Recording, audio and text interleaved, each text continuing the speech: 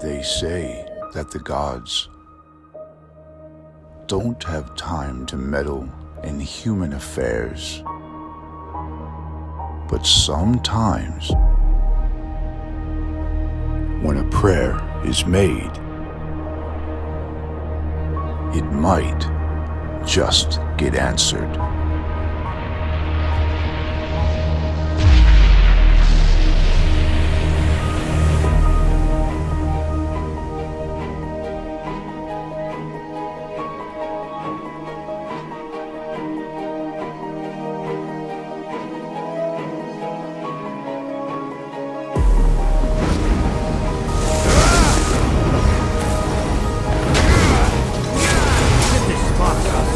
They've taken the point.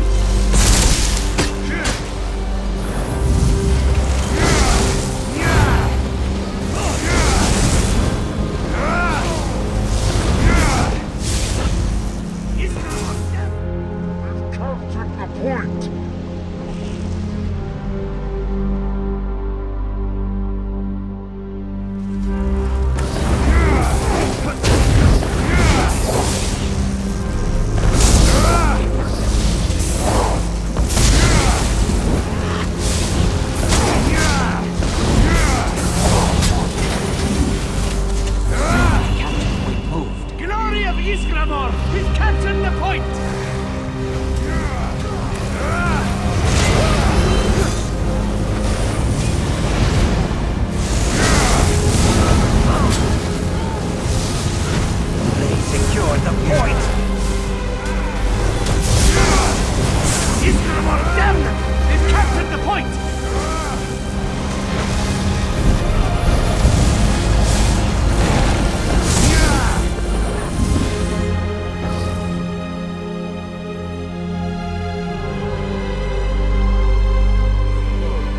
We've taken the point.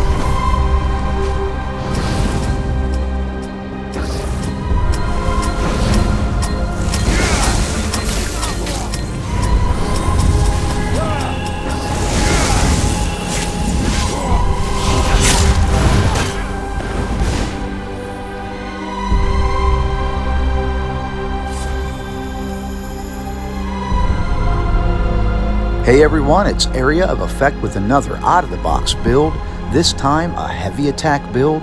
If you lost your heavy attack build with the changes they made to Undaunted Infiltrator and Undaunted Unweaver, you know, the old easy Sorc setup from day one, then you'll like this build alternative, and as you can see, it was very effective. We stuck this on a Templar, we're Magicka based, and we are using this on a High Elf. So we'll break down the build. First, take a look at the stat screen. We've got over 5,300 spell damage, over 42% crit, and that's important. 33,000 max Magicka, decent resistances and recoveries on this. The food we're going with is Bewitched Sugar Skulls, just to push all those maximum resources up. A lot of stamina for dodge rolling and blocking. And the Mundus we're using is the Thief. That's trying to keep us over 40%. And we'll get into the reasons why in just a minute. Like I said, we're a High Elf. I like this spell recharge passive. When you use an ability, you get Magicka or stamina back, depending on which one you need. And you get 5% damage reduction while channeling an ability. That's going to be the entire duration of a heavy attack, which is what we're doing a lot of. 2,000 more Magicka and elemental talent for more weapon and spell damage. But that 5% less damage goes a long way when we're constantly channeling the heavy attack. So gear now. So this is a 1-bar build as we're using Oakensoul, and I'll explain in a minute. Maelstrom's Perfected Lightning Staff with the Berserker Glyph sharpened. We want that extra bonus to the light and heavy attacks while Elemental Blockade is down. And that heavy attack, extra damage applies to every tick of that. So we have no back bar. And like I said, it's because we're using Oakensoul, which we'll break that down in just a minute. So because we're using the Maelstrom's Perfected Lightning Staff, we have to use the Blockade. So that way the enemies within the blockade take increased damage. And as you can see, the primary target is taking the most damage, but the targets to the left and right are getting some splash damage. It's why we want to use a lightning staff on this build, because we want those damage over time ticks to apply not only Maelstrom's extra damage, but the next set that we'll get into in just a second. But first, Zaan. That is our monster set. It adds more crit. We got it heavy, max Magicka, divines. When you deal critical damage with a light or heavy attack, a 33% chance to create that fire beam. Most of you guys know what this set is already, but it's going to increase damage over 10 seconds, and the damage is going to increase each second over that duration. But now, other targets in between or around will also get the beam. If you look, the Ogre is now getting it, and they also get inflicted with the burning status effect, so it's another dot on top of it. So Zaan, having that tether just takes it to a whole nother level. But the 5-piece set that we're going with here is Stormmaster. It's a medium armor set, but it gives crit chance, weapon and spell damage. And when you deal critical damage with a fully charged heavy attack, your light and heavy attacks deal an additional 1,500 for 20 seconds. And you can proc it within 10. So you can proc it over and over again to keep a 100% uptime. But that 1506 is going to apply to every single tick of that pull. But you got to get a critical hit first on the end of the pull. So there's Zaan's proccing. This is a little bit of a bad roll. Again, I've got over 40%. So there's the critical hit. Now I'll lay the blockade, I'll cast Empower, and look at the damage over time numbers. Not just the top number, but the middle, the orange numbers on the middle of their body.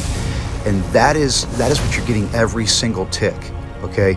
And we picked the blockade, by the way. That's the bigger blockade, so that way there's more of an area for enemies to fall within that, versus the unstable one that blows up. We had a light Zaan shoulder to get more penetration. Gloves of the trainee, we picked light for more penetration. We have 2 pieces of the trainee, and I'll show you the other piece in just a sec. But with having Oakensoul's 1 bar it kind of throws the build off a little bit, build setups a little bit with where you got to have your pieces. So Necklace of Trainee, we're going to get that second trait, which is going to give us that Max Magicka, which is going to help on this build since we're a Magicka build. Stormmaster's Ring, I didn't transmute it. It's still stamina, robust. You can transmute if you want. And then Oakensoul ring. And this one is what everybody's using. There's a lot of things that are off with PvP right now because of this ring. It is kind of broken. People call it the Broken Soul ring. I had a setup prior to High Isle that did not utilize this ring, and I'll show what those options are on this video. It's a 2-bar setup. But this did change and enhance this build dramatically if you look at all the buffs. And we will go over those a little bit here. So the first buff, Major Heroism, 3 ultimate every 1.5 seconds. That is insane. Your ultimate is ready almost non-stop. Major Courage, increase your weapon and spell damage by 430. Major Resolve and Major Ward, physical and spell resistances. Minor Fortitude, Minor Intellect, and Minor Endurance, all your 15% resource recoveries. Major Prophecy for your extra crit. Major Savagery for your extra crit. Fortitude, Protection, reduces your damage taken by 10%. Major Berserk, increases your damage done by 10%. Major Sorcery, 20% spell damage buff. Major Force, increases your critical damage done by 20%. Major Brutality, that's going to be your weapon damage. And then all those skills, by the way, usually need to be casted. They take time to cast. They take resources to cast, bar swap. So on this build, just staying on that blockade and that heavy attack, it changed everything on this build. But there's a lot of builds right now that are utilizing this that are just absolutely broken. So alternative setups for the 5-piece, I had Ember Shield sharpened with a Shock Glyph. And what it gives you, basically it's a tank set, heavy armor. When you complete a fully charged heavy attack, you increase your physical and spell resistance by 3,300 and deal flame damage around you. Galeriion's Lightning Staff Sharpen, the 5th trait, when you deal damage with a light or heavy attack, you put a Mark of Revenge. Eventually it blows up after 5 stacks it'll be usually over 7,000 when we're buffed up. But that happens every 1.5 pulls. Mechanical Acuity, I tried this one out because I wanted to guarantee a proc on Stormmasters, and Stormmasters last for 20 seconds, and this has a cooldown and is ready to proc again within 25 seconds. So it basically guaranteed a 100% uptime on Stormmaster. The old set, Lightning Staff of the Undaunted Infiltrator. This used to be a great one. I used to add 2,000 damage to every tick of that heavy attack pull. Now it is 2,000 weapon and spell damage. Just overall, which really scaled it down. But Ember Shield was a little bit of the weakest, but survivability is a big deal in PvP. But check this out. This is one of the heavy attacks with the Inferno Staff. 35,000 on a 2-bar setup, because I had Maelstrom's perfected Inferno Staff back bar and the front bar of Galerion or Ember Shield or, a Mechanical Acuity. So if you want a 2-bar setup, by all means, you can still do it. You don't have to drink the Oakensoul Kool-Aid. All right, let's take a look at skills now. The first skill, Solar Barrage. This skill is one of the reasons why we put this build on a Templar. Almost 3,000 magic damage in a pulse around you every 2 seconds for 10 seconds. But during its entire duration, you are given Empower, which increases your light and heavy attack damage by 40%. That's insane. Now, Dragon Knights have Molten Armaments, which gives 50% increased heavy attack damage. I thought about using this on a Dragon Knight and then just casting Inner Light, but everybody's using the Dragon Knight right now. There's a heavy attack Inferno build where you can hit almost like 40k. Next skill, Blockade of Storms. Like I said, we picked the bigger blockade.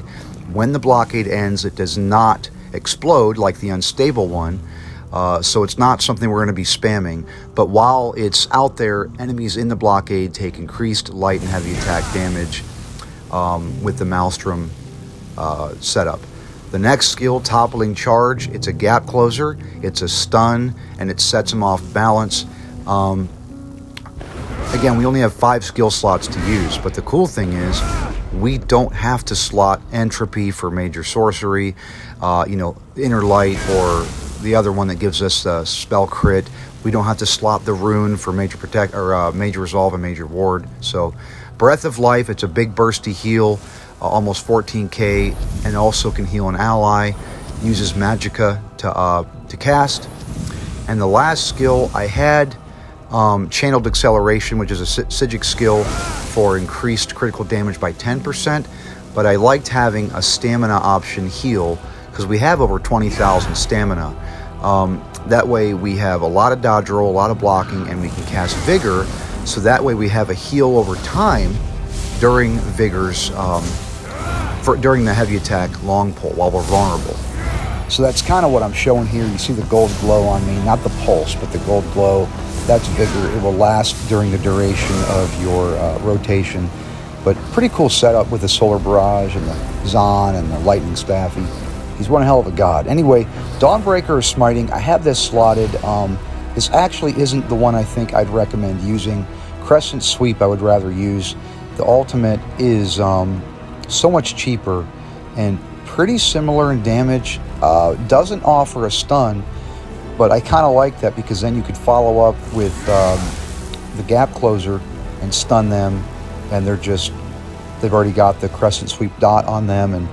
But while slotted, the Dawnbreaker is going to increase your weapon and spell damage. But look at 27,000, but they also get the damage to the left and right of me. But watch these numbers. I'll go ahead and slow it down just to give you an idea. Just look at the numbers.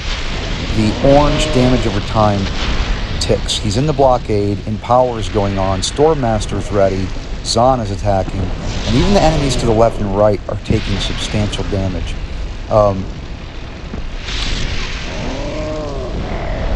Look at 26,000. I slowed this down, like I said, and I zoomed in so you guys could see just how much is going out, because they kind of overlap at regular speed.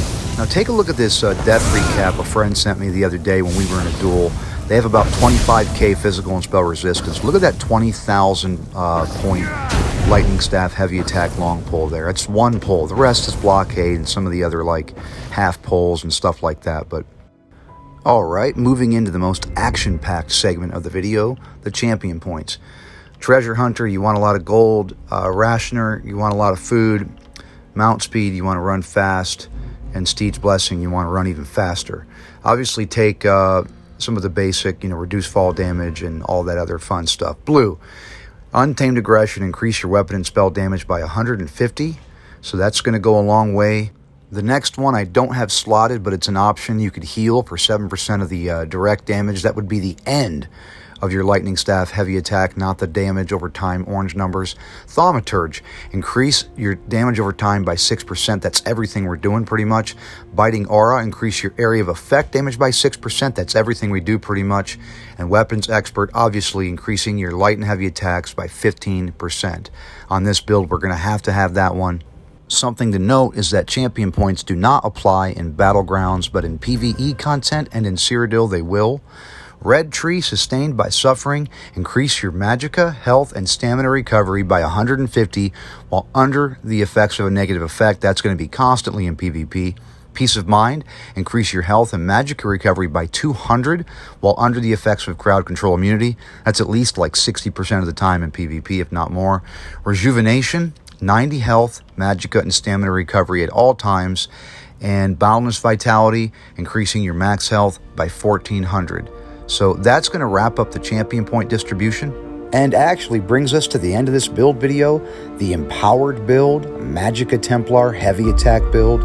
If you like this video and you want to see more, head on over to my channel. I've got plenty more on there, as well as other non-build related content, mostly ESO related, and I've got plenty more builds on the way. So yeah, if you would, like, subscribe, share, tweak this build, let me know what you think of it. And as always, thanks for watching, guys. Area of Effect, signing out.